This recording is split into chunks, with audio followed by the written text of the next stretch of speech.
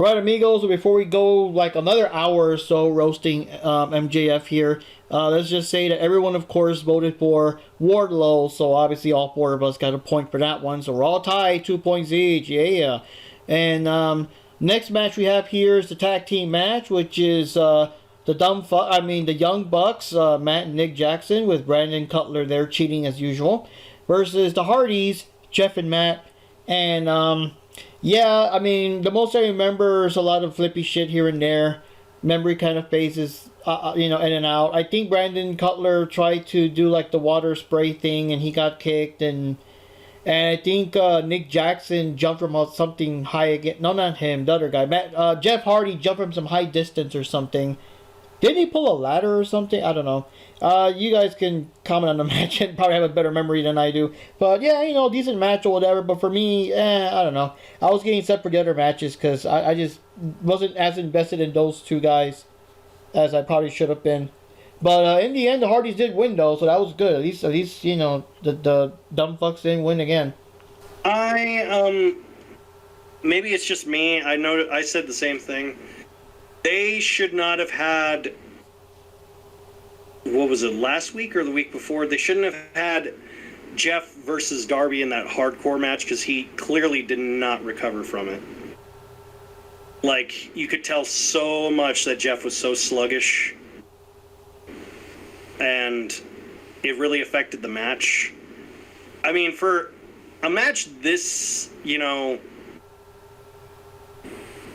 not for me personally, but for a lot of, people I know would have been like a dream match. Oh my God, it's not Matt and Jeff broken Matt and Jeff like the last time they fought. It's the Hardys versus the Bucks. And it's like, oh my God, it's a dream match. And to get this, it's like, It wasn't bad. It was just kind of like, I don't know. It's kind of like when you see I think it's kind of like, you ever been to like, a restaurant and you see like a picture of like a dessert and then you buy the dessert and it doesn't look anything like the picture. I mean, it tastes all right, but you're like, oh, this wasn't quite what I wanted, but hey, at least I enjoyed it, I guess. It's kind of like that. I gotta agree with you. This is pretty much what happened if you ordered your dream match from Wish. Oh God. Yeah. I mean, basically, like Jeff should not have even been in the ring. You could tell he was still demolished from the Darby Allin deal. He hadn't fully recovered. And dear God, what kind of freaking ladder was that he jumped off of? Like, was he trying to touch the AC unit, like, on the top of the arena? Like, I don't know. What the hell? I could have swore I saw a bird fly around him at some point. Like, it was just ridiculous. Yeah, there were birds up there. So there was a ladder. I was like thinking, did I imagine the wrong match? Yeah, it was ridiculous. And like I said, it's more to do with the fact that I'm like, dude, you guys are in your almost 50. Like, stop. Damn. Stop trying to do literally, even Matt even said he created the broken universe so that way him and Jeff didn't have to be spot monkeys, and then he keeps being a spot monkey. Yeah, well, Jeff almost went into another broken universe if he would have screwed that spot up, but you could definitely tell something was off with him. Matt and Nick were like, okay, we got to figure out a way to get the ladder higher. And Jeff's like, did you say higher? Somewhere in a deep, dark room, Shane McMahon is somewhere salivating. I want to jump off of that, Dad. It was all right. It was all right. I just don't... I think the good thing is the fans were, at least when I was there, the fans were still, like, off of the euphoric high of MJF getting destroyed. So they were like, oh, okay, we'll still enjoy it. Yeah, but when Jeff brings out a ladder that's high enough that he could high-five everybody in the nosebleed section, we got a problem. Okay, so I don't really remember too much of the match. Of course, it has a lot of flippy shit because, the Young Bucks are there. But the only thing I really remember the most is that,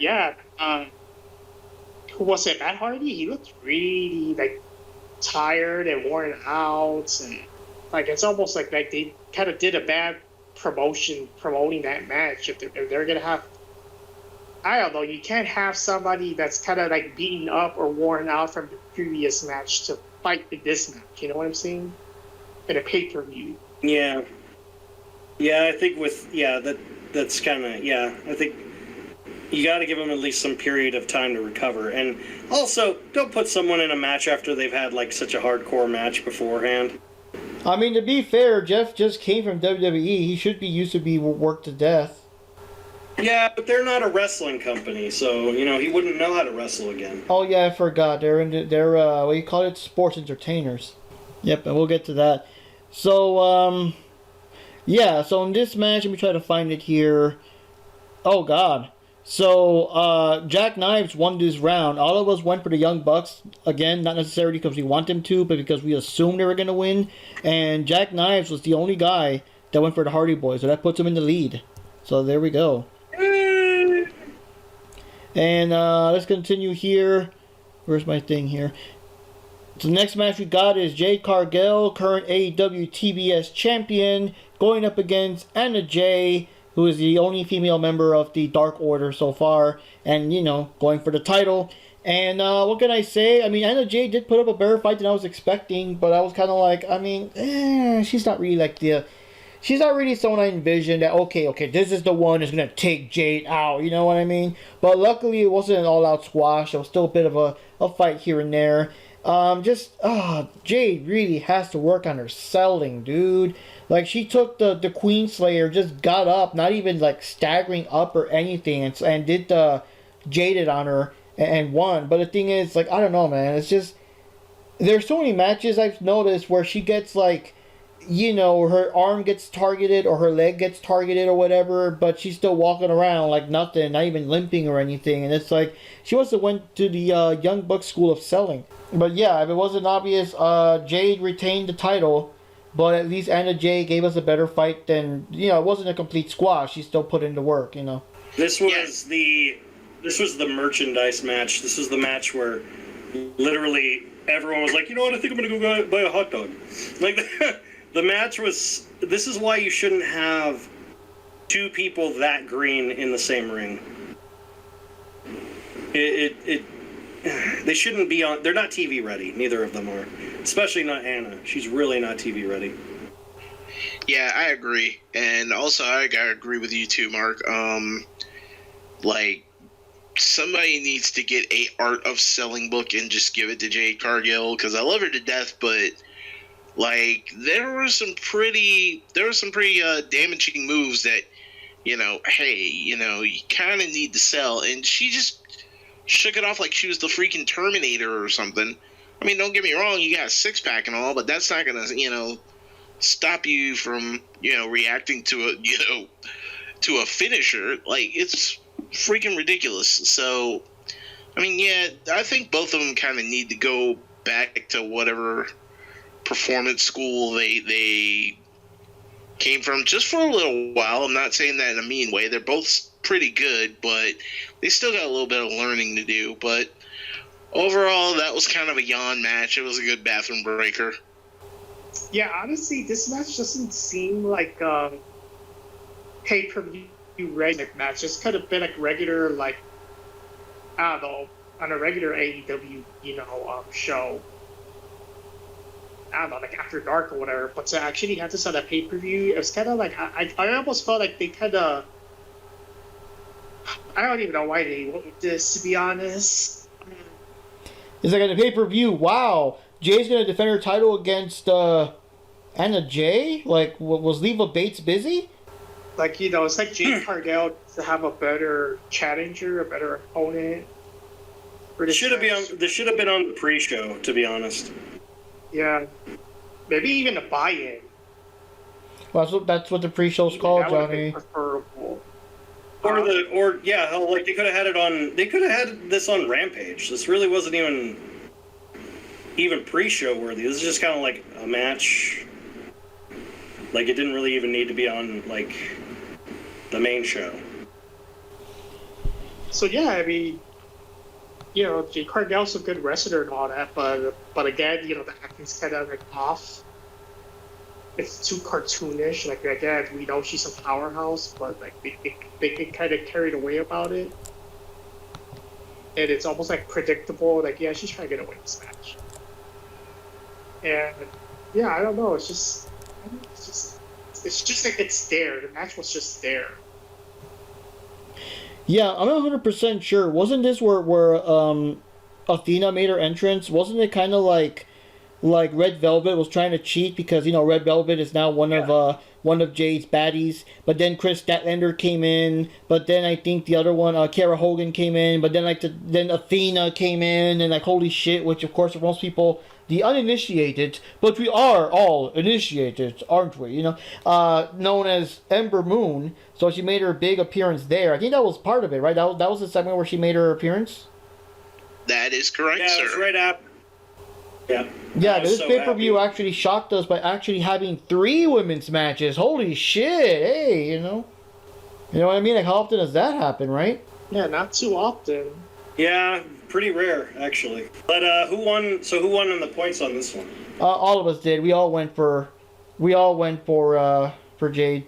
Well, as I said, I think Jade's gonna hold the title until she eventually. If I were to guess just off of the roster, I would say originally I'd say it's either she's gonna lose it to Athena or Toni Storm. Storm would make more sense, especially with Jade's like lightning entrance.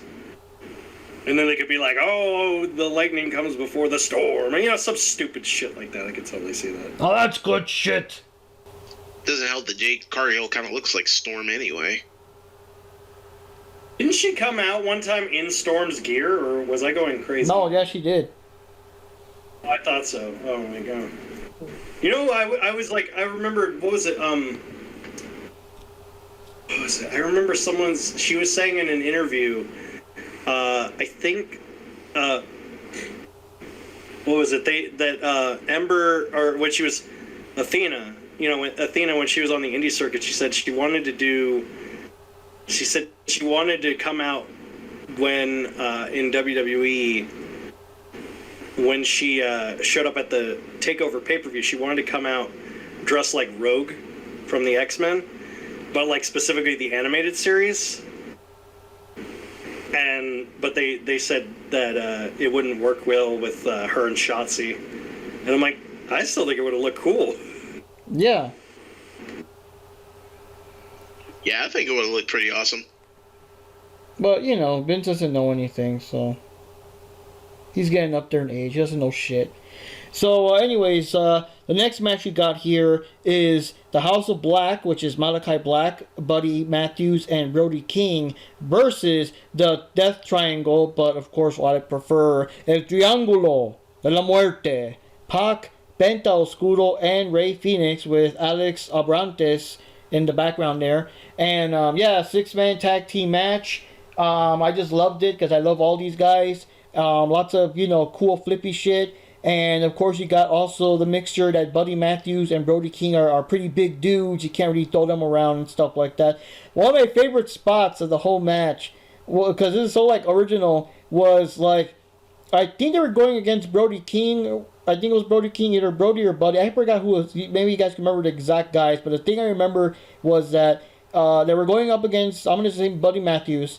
And I think Rey Fénix handed Malachi Black over to Buddy Matthews, to have him carry him. And for that split second that Buddy's like, the fuck are you doing? The dude kicks his knee out so that when Buddy not only falls, he accidentally power slams Black because he's in his arms when he falls. And I'm like, fuck, that's fucking clever. I like that. I think it was Fénix that set that up.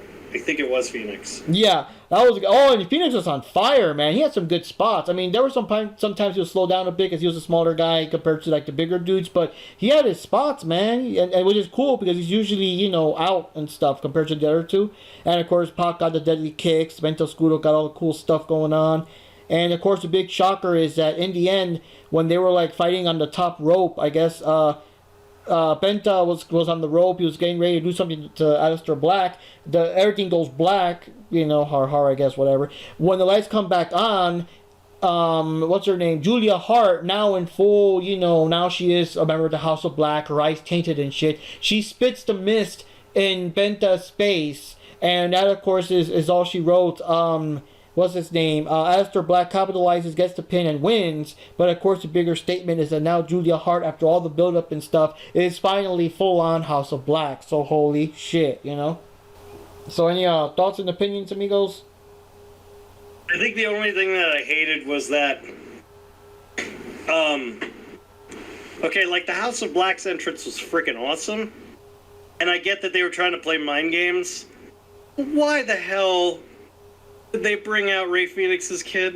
Like, why? Hey, like I said before, man, bring your kids to work day. I was just like, it's all like, we're gonna play mind games, and we're gonna destroy you, and here's my kid! Like, wait a minute, what? Maybe they were trying to pull the old Rey Mysterio and Eddie Guerrero deal, where it's like, hey, I'm your daddy, you know. It's all like, we will destroy you and torture you, and we will cut the edges off of your sandwich. It's like, what? Oh, man. Not my PB&J, no!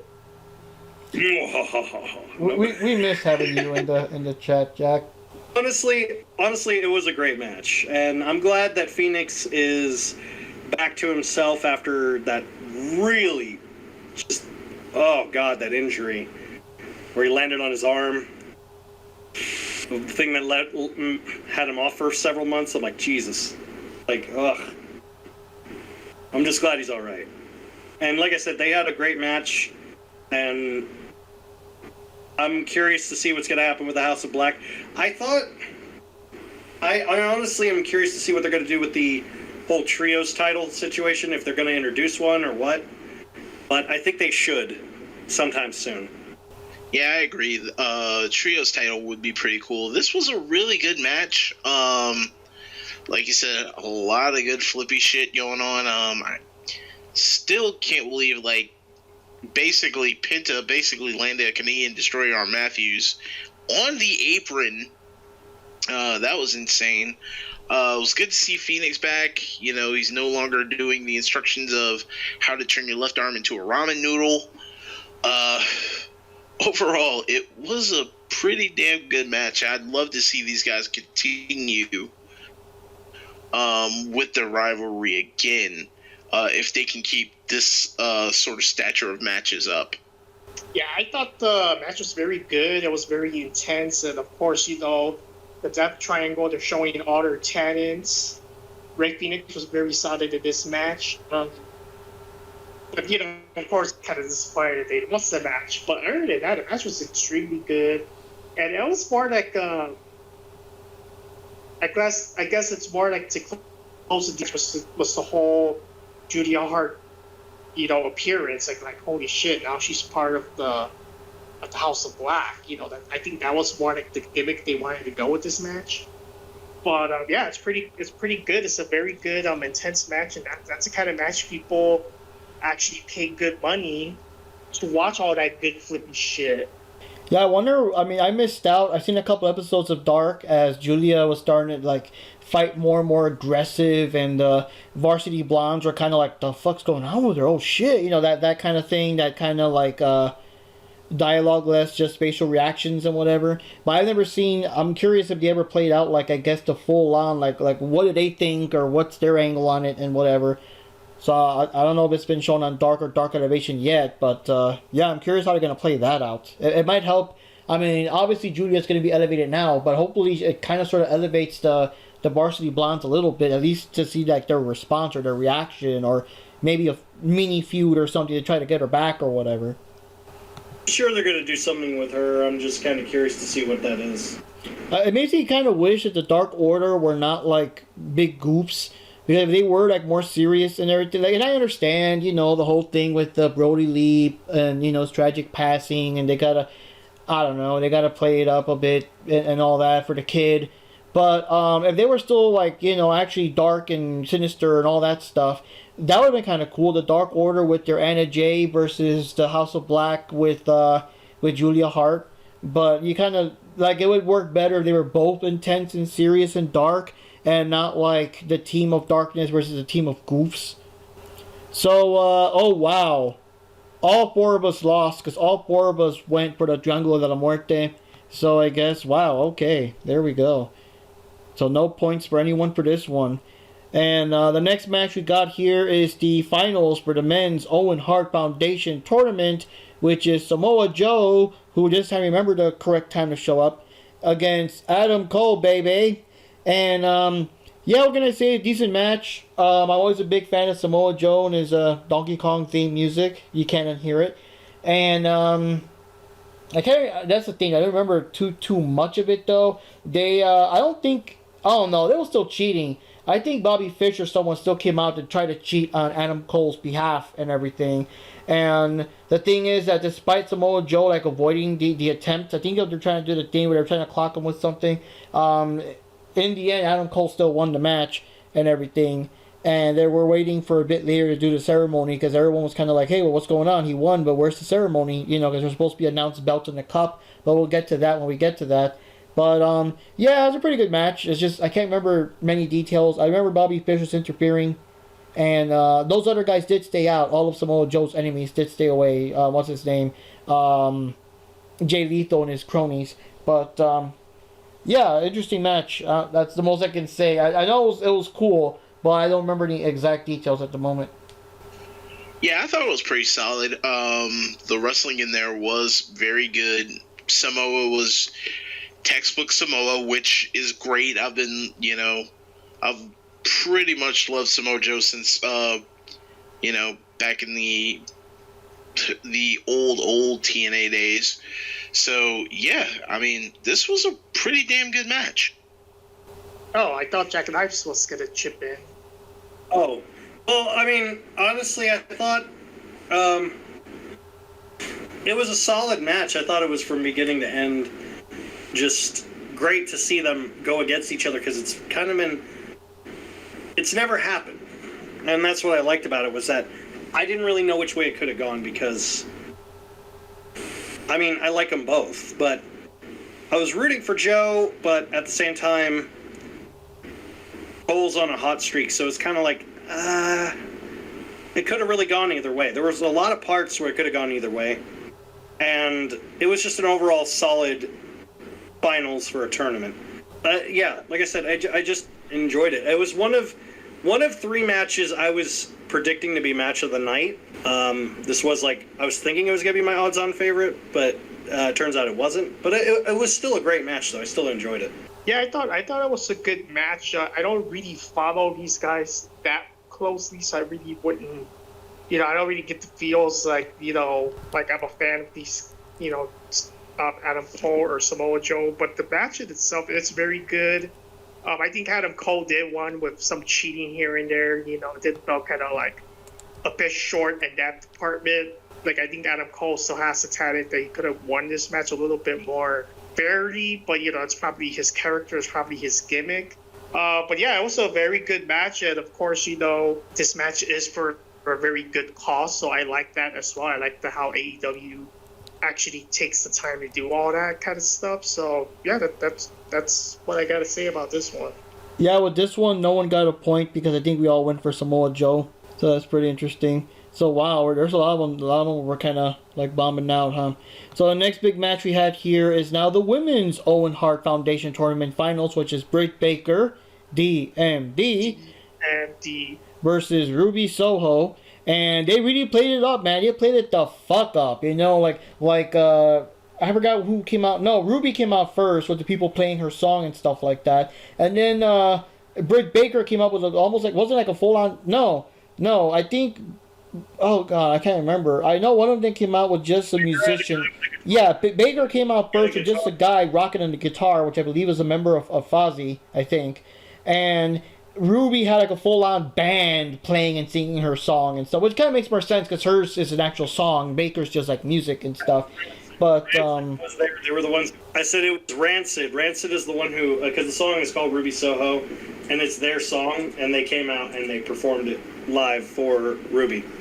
Yeah, and it was like, wow. I think you were the one who was saying that they're really hyping this match up. Like, damn, And yeah, what can I say? It's a pretty good match. It's pretty solid.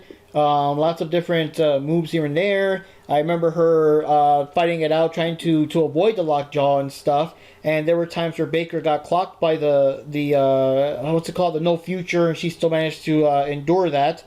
But in the end, Britt Baker won. My memory's kind of hazy. There was no interference, was there? Was it a clean fight? I forgot if Hater or one of them came in there. No, it was a clean fight. Okay, that's a rarity for her. And yeah, the thing is, so after this, they had the big ceremony, and it kind of became clear that, like, yeah, so that's why Adam Cole won, and that's why Britt Baker won, because a lot of people were thinking that Ruby needed to win more, you know, but it was kind of, I don't know, you know what I mean, like, it was kind of like they're together real life, so hey, here's the power couple, they win the trophy, they win the belts, and all that kind of stuff. And surprisingly, no one came to interfere. I mean, I kind of wouldn't think so, because Owen Hart's wife was talking, you know, lots of heartfelt stuff. Like I wouldn't put it past WWE to do some bullshit where someone would come in and fucking powerbomb her through a table or some crap. But here, like, I know, but they probably wouldn't do shit like that. I mean, it would be so fucking wrong. It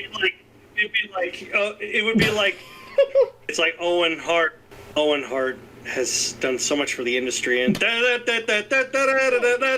to you by Snickers. I know. And I'm saying it's so fucked up and wrong, and that's exactly why I think WWE would do some bullshit like that, you know? So, you know, this was like serious. It was heartfelt. They, you know, they had the belts and stuff. People were predicting that since they're like a power couple of sorts, it would be perfect timing for, what's there? Candice LeRae and, Gargano to come in or whatever. Yeah, but nah, they wouldn't. I don't know. It was too near of a moment, and I think they have way too much respect for Owen Hart's wife to like pull shenanigans on her, you know, stuff like that. I don't think so. But yeah, you know, heartfelt moment, all that good stuff. So overall thoughts on the match and the oh god. I'm just thinking the thought right now of fucking Becky Lynch coming out, power bombing her through a table, and Vince McMahon, everyone's like booing and shit, but Vince is laughing his ass off. That's good shit. That's great television, or some crap. But I'm glad he's dead, pal. Oh god. Well, you know. Okay, this was a good match. Don't get me wrong, but considering like the night after, which Ruby Soho and Baker had a tag team match where Ruby Soho won, I'm just like, why didn't Ruby Soho win this one? I mean, everything was pretty much aligned for it. It was a perfect story, perfect setup. She even, you know, put on a phenomenal sharpshooter. Like, it was a pretty damn solid sharpshooter, I must say. But in the end, sharpshooter ever. What are you talking about? I was being sarcastic. I was so being sarcastic. You better be. I'm like, you liar. There's like memes about it right now. I love that. Do you see that one meme of like, it was like from some Bollywood movie, and then like all the people were coming out of the car all shocked? Yes. And it said like Bret Hart fans, Owen Hart fans, Shawn Michaels fans, Sting fans. They're all looking at her like, what the fuck? Oh god, yeah.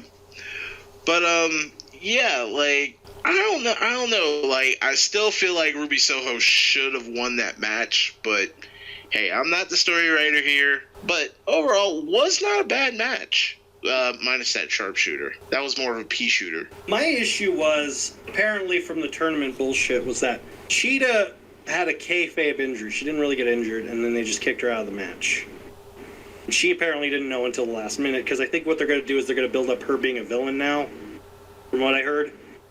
And then they replaced her with Chris Statlander, and everyone wanted Chris Statlander to beat Ruby and go on to the finals. And I 100% agree. I would have rather that happen. To be honest, I wanted the finals of the women's tournament to be, originally, I wanted it to be Sheeta or Statlander, whichever, versus Toni Storm. Because I think that would have been an awesome, awesome finals. But when it came down to Britt Baker or Soho, I wanted Britt to win solely because I do agree with a lot of people saying that. We're like, you know, Statlander has been through a lot of bullshit, you know, with her injuries, and she has gotten consistently better. I give credit where it's due. Whereas Ruby, It's so funny. I saw this comment and someone said, Ruby Soho Ruby Riott in WWE. Oh my God, she's so talented. Why won't they give her opportunities? Ruby Soho gets to the finals. Oh my God, they're just giving it to more WWE people. Like, got a point. Like, that's kind of how wrestling fans are. They're never happy. The thing that got me the most in WWE is whenever she was wrestling in singles matches or whatever, the commentary would keep going over and over about how much she had a bright future ahead. Oh, yeah, she's a future star. Oh, she's going to be a champ. And they never did nothing with her. Yeah, she had a bright future somewhere else. I wanted to read something about the whole...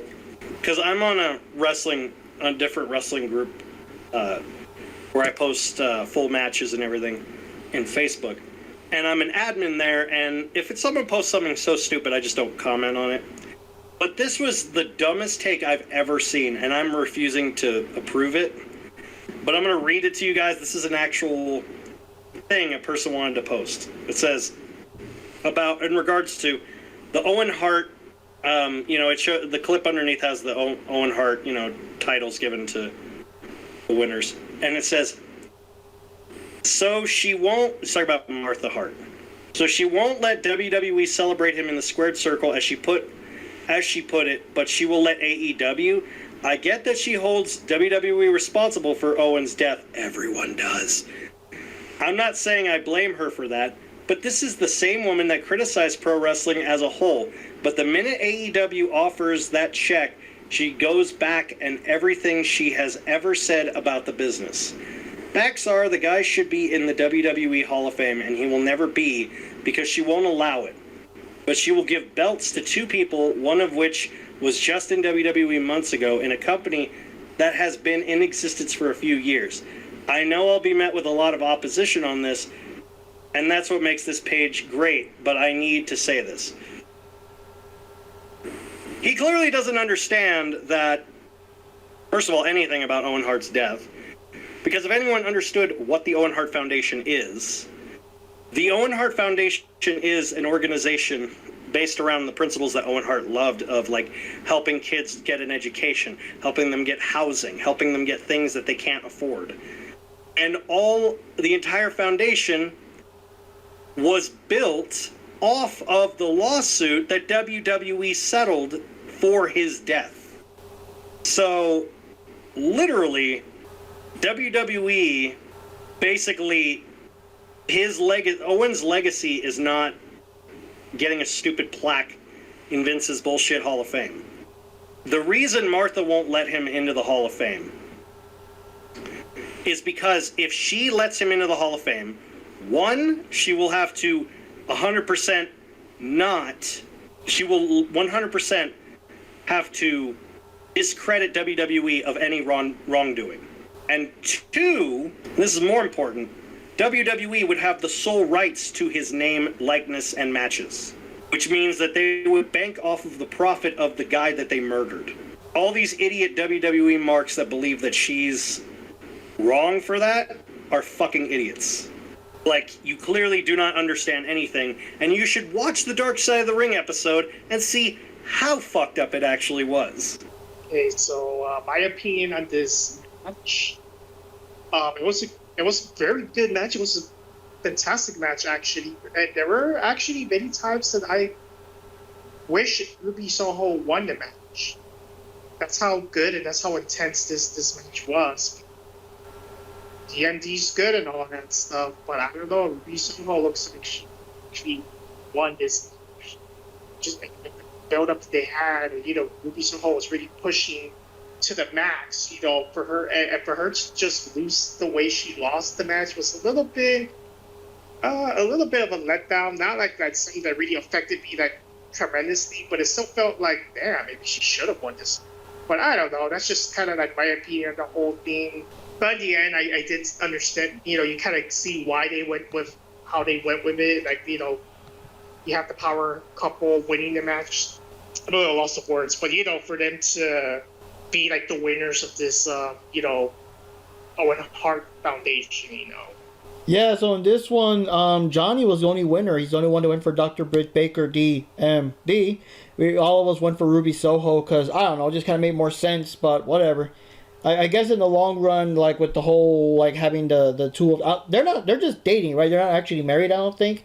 They're engaged. They're not Okay. officially married. But yeah, having Baker and Cole both win it together like that, like I guess it kind of made sense in the long run or whatever. But that's how it goes. But solid match anyways, though. It's pretty interesting, Congrats for making everyone, stand up and get all hyped up over women's matches as opposed to where they were like maybe 20 years ago, And they're no longer the bathroom breaks that they used to be. Now it's just like the Young Bucks match or the new bathroom breaks, So right now we got another actually women are in this match as well. 6-person mixed tag team match, which is Sammy Guevara, Frankie Kazarian, and Ty Conti versus American Top Team, Ethan Page, Scorpio Sky, and Paige VanZant, making her debut as an actual wrestler now. Well, signed with AEW, I should say, with Dan Lambert loitering around as usual. And basically the way this worked is that if American Top Team wins the match, then Frankie Kazarian, but more importantly, Sammy Guevara, cannot challenge Sky for the championship during his run. I mean, whenever he drops it, he could challenge again for the TNT title, but as long as Scorpio Sky is a champion, he cannot go after him again to finally stop the thing. And that's what they should have done way back then with the whole Sasha and Charlotte. They should have done like a big match that if Sasha wins, Charlotte could not challenge for it again and just get your fucking ass out of here for a month. But anyways, the match was, oh god. I mean, it was pretty, it was good, but it's like, wow, they really flanderized Sammy and Ty Conti. They really, really super exaggerated and played up the whole lovey-dovey, kissy-kissy, tongue wrestling angle with those two. And it kept pissing off Frankie Kazarian a lot. They were messing up the matches. There was one part where I think Sammy and Ty needed help, and Kazarian was just like, nope, whatever, you're a problem. And I thought he was gonna actually like just walk on out, but he was still in the match. There was a part where Ty Conti slammed or something to Paige, and it would have been a good shot for her to actually pin her. And then fucking Sammy comes in and start kissing her and stuff to the point where even she's like, what the fuck are you doing, dude? And all that. And between all the arguing and stuff, Guevara accidentally super kicked Conti, which probably made everyone cheer. Instead of being shocked, they probably cheered for that. And in the end, American Top Team won the match. And Ethan Page, Scorpio Sky, and Page are the winners, and these guys can no longer challenge for the title. Scorpio Sky can finally move on to new opponents and new feuds and new things, and there you go. But I don't know, man. I just didn't like how over exaggerated it was. I mean, yeah, at first there were heels acting stupid, but then like that whole part where he just randomly comes and he has to play it up, like, oh my god, oh you're so wonderful, oh you're so perfect, oh like, oh my dude, turn down the simpness, will you? Like, jeez. But that was the thing, Get guys. down with the simp. Oh yeah, he's big simping, all right. But yeah, yeah. But that was the thing. Like I said, like he's even like it would have made more sense if she kissed him back. But she was just so shocked and so like it was like but I'm gonna pin her. Like dude, I'm trying to pin her. She's unconscious. She's right there. Get your tongue out of my mouth. She's unconscious. Let me pin her. Like, you know what I mean? Like, jeez. And Kazarian just felt like I just wanted him to one time have a fedora and be like, McConty. Yeah, and then, well, I mean, after getting super kicked by him, I mean, he's not going to be getting no McConty that night. And Kazarian just looked like this older dude that's stuck with, like, teenage punk kids, which I guess they are, but you know what I mean? Like, and he's like I'm too old for this shit. Last time I teamed up with fucking youngsters. But, so, overall thoughts on that kind of sloppy match? I mean, I was impressed with Paige VanZant for her debut. I mean, she still has a bit of work to do, but I was overall happy with what she was able to accomplish. And, a lot of it was just pretty fucking stupid. There's not really much I could say after that. It's just, a lot of it was just, like, unnecessary, and it was just so overdone. I was kind of getting sick of it. So, yeah. I'm not even gonna lie to you guys. Once this match started and Sammy was kissing Ty, I legit went out to go grab something to eat. I did not even watch this freaking match. I'm not even gonna lie to you about it. It just seemed like it was gonna be a simp fest, and I called it right. So, yeah, that was pretty much it there. On this whole match, I felt like it started good, but once, you know, Sammy and Ty Conti got all lovey-dovey and all like, oh shit, again, just get a fucking room. Like, seriously, just get a room. It just started to get too much, and it's just like, man, they really ruined the whole match, to be honest. Like, they actually ruined the mood of the match. It was just like, what the hell's going on, man? Control yourselves. Like, get a room, get that shit done before you go to a professional wrestling match. And it's like they seem like so overly obsessed, like so lovesick and so overly obsessed over each other. It's like, okay, they're in love, they're whatever. As much as they're, you know, both heels at this point, you know, logic is that, okay, you can be in love, you can do all that shit, but tone it down a notch, and, you know, you still have to have a life. You still have to prioritize other things and not just think about your loved ones in that way, like, all the time. That's what makes this whole match like, what the fuck, guys? Like, come on now. This is like, what is this crap? It was still a good match, but just that whole full display of affection was a little too much for a lot of people's taste. It was good that hey, at least Scorpio Sky won the match. That's pretty awesome. That's pretty good. That's all I gotta say about this. This match was like a hot mess. It was like all over the place. Yeah, those two didn't need a tag team partner. They needed a chaperone. Either that or a guy with a camera. And another thing I would also like to add also is that, yeah, of course, you know, totally unprofessional what they're doing, but it just proves that Sammy and Ty Conti, they can't work together as a team, like as a tag team. So this one, everyone gets a point because everyone went for Scorpio Sky's team. So hey, there we go, 1 point each for everyone. It's getting close, guys. Next match we got is Kyle O'Reilly versus Darby Allin, which is a big challenge there. And yeah, what can I say? It was a decent match. Darby was on his own this time. His team was still up for injury. And in fact, the whole match is about that, getting some payback because Kyle O'Reilly was the one that put Sting away for a while. And yeah, pretty intense match. Darby did do a couple of, like what Ninja Panda was predicting. He did a couple of wild spots that got him in a bad way. And Kyle managed to capitalize and win the match. I forgot if there was interference in that one too, or not? Or was it just those two? Oh, okay. I wish something happened. That felt like the most dragging ass match I've ever seen. Ah, so you didn't enjoy it. Yeah, that match was kind of slow. It was mainly, okay, Darby Allin does a bump. Up, Darby misses. And he takes 16 minutes to try to get back up. I mean, it was just like I called it. Without Sting Senpai, he's pretty much going to be a loose cannon. He didn't have Sting to kind of dial him back. So that was his main downfall.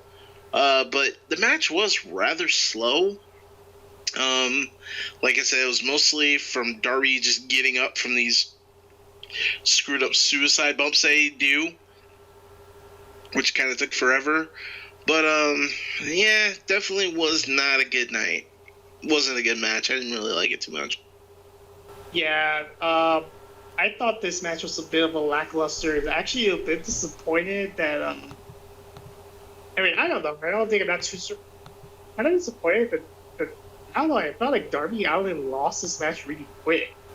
You see, I wanted this match to go with the angle that okay, Darby Allin would have gotten, you know, the shit beaten, and he would have did his, you know, weird, you know, sacrificial stuff that he always does in the match, like the very risky stuff. But I was still going with the angle that despite all that, Darby Allin could have still won the match. You know, just barely winning the match, but still won the match to prove a point that, hey, you know, I might still need Sting, but this match proved that I could still do it without him. That would have been a much better angle, kind of like that underdog kind of angle of the match. But I don't know. It seemed like, damn, you lost that. You even feel sorry. So, that's not a good feeling for a match, in my opinion. Yeah, so for this one, the Rodriguez brothers, Johnny and I, took a hit. We both went for Darby, but Ninja Panda and Jack Knives both went for Kyle O'Reilly. So there you go. You guys got some extra points there. Yeah. So looking back, I'm kind of thinking they really should have done something with Darby Allin and his threats, because he was threatening, like, if Kyle O'Reilly didn't accept this match, he would, like, interfere with all the matches involving the Elite and you know, Adam Cole and all them. And the thing is, this match was so last minute, though. It was literally the end of Rampage, and, like, there's no more time for anything else. You know, like, the very next, 2 days later is the pay-per-view. There's no other episode in between to say, to see if Kyle O'Reilly accepts the challenge or whatever the fuck. It was just flat out announced, yes, it will be at the pay-per-view and all that. And, yeah, it would have fixed the Hardys versus Young Bucks match a little bit, because Darby going in there to interfere, maybe have the Hardys win due to Darby's interference. At least that would have been something to make it a bit more memorable, and it would also kind of, get a bit of the workload off of Jeff, because Jeff is, of course, so injured and trying to, do the match regardless or whatever. So that would have been more interesting, something more memorable for us. And then maybe he'll also show up at the Samoa Joe versus Adam Cole match, and then have Kyle O'Reilly show up there and be okay, fine, okay, leave, don't interfere, I'll take the match, I accept or whatever, and then they'll have the match or something like that. Now the match in itself, I don't know if it would have been any better because of that, but at least it would have fixed some of the other matches.